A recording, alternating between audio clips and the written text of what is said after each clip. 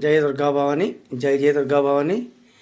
ఈ సంవత్సరం శ్రీ శ్రీ విజయకనకదుర్గ అమ్మవారి సన్నిధిలో అమ్మవారి యొక్క విగ్రహ ప్రతిష్ట, కలశ ప్రతిష్ట కూడా చేయడం జరుగుతుందండి. ఈ సంవత్సరం 25వ తారీఖు 2వ నెల 25వ తారీఖు 26వ తారీఖు 27వ తారీఖున అమ్మవారి సన్నిధిలో యాగాలు, అర్చనలు, హోమాలు అన్నీ కూడా ఈ యొక్క కార్యక్రమాలన్నీ కూడా సాగుతూ ఉంటాయి. అందులో భాగంగా మనకి ఒక ముఖ్యమైనటువంటి మంచి సందేశం ఏమిటంటే, మనం గత 20 సంవత్సరాలుగా 10 సంవత్సరాలుగా చాలామంది చూచుకొండల భక్తులు అందరూ కూడా మాలాధారణ దసరాకి వేస్తున్నారు. అయితే ఈ సంవత్సరం విగ్రహ ప్రతిష్ట మాల అనేది కూడా అంటే మనం మాలాధారణ వేసుకొని మన అమ్మవారికి విగ్రహ ప్రతిష్ట, కలశ ప్రతిష్ట చేయాలని చేస్తే మనకి మన గ్రామానికి కూడా ఎంతో సుభిక్షమని పెద్దలు, పంతులు గారు అందరూ చాలామంది మనకి చెప్పడం జరిగింది.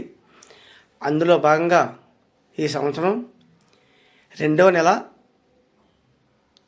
18వ తారీఖున తెల్లవారి బుధవారంగా 9 రోజులు మాలాధారణ వేసుకొని ప్రతి ఒక్కరు కూడా అమ్మవారి యొక్క విగ్రహ ప్రతిష్టలో పాల్గొవాలని మరీ కోరుతున్నానండి.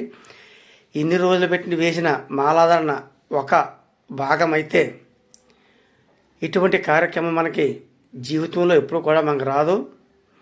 మనం మాలాధారణ వేసుకొని అమ్మవారి విగ్రహ ప్రతిష్ఠ చేయడం అనేది ఎక్కడా కూడా జరగదు. ఆ విధంగా కూడా ఎక్కడా కూడా టైం టేబుల్ మనకి మ్యాచ్ అవ్వదు. ఉప్మాకి ఏకాదశి రోజున అమ్మవారికి విగ్రహ ప్రతిష్ఠ కూడా జరుగుతుంది.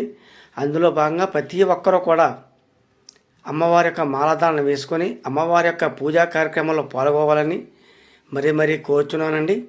ఎందుకంటే మనం 9 రోజులు మాల వేసుకోవచ్చు. 18వ తారీఖుని మాల వేస్తే 9 రోజులు పూర్తవుతుంది. లేకపోతే 5 రోజులు వేసుకోవచ్చు. 3 రోజులు కూడా మాలాధారణ వేసుకోవచ్చు. అవకాశం ఉన్నంత వరకు కూడా ప్రతి ఒక్కరు కూడా అమ్మవారి యొక్క మాలాధారణ వేసుకోండి. అలాగే ఇంతవరకు దసరాకైతే మాలాధారణకి కమిటీ వరకు మనం డబ్బులు ఇచ్చేవాళ్ళవి. ఈ మాలాధారణ వేసుకోవడం వల్ల, విగ్రహ ప్రతిష్ట మాలాధారణ వేయడం వల్ల మీరు కమిటీ వారికి ఏ విధమైన రుసుము కూడా ఇవ్వవలసిన పని లేదు.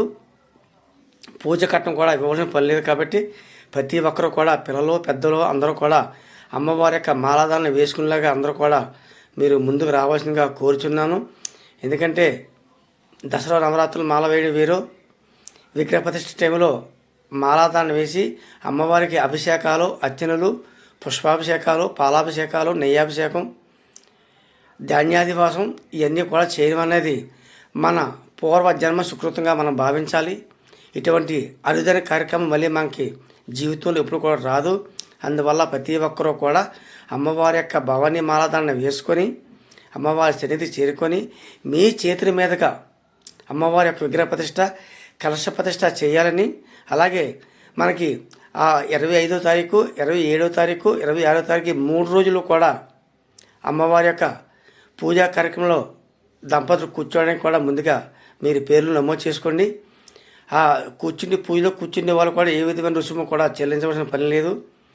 గ్రామం సుభిక్షంగా ఉండాలని ఈ యొక్క కార్యక్రమాలు కూడా చేయడం జరుగుతుంది. జై దుర్గా భవాని, జై జై దుర్గా భవాని.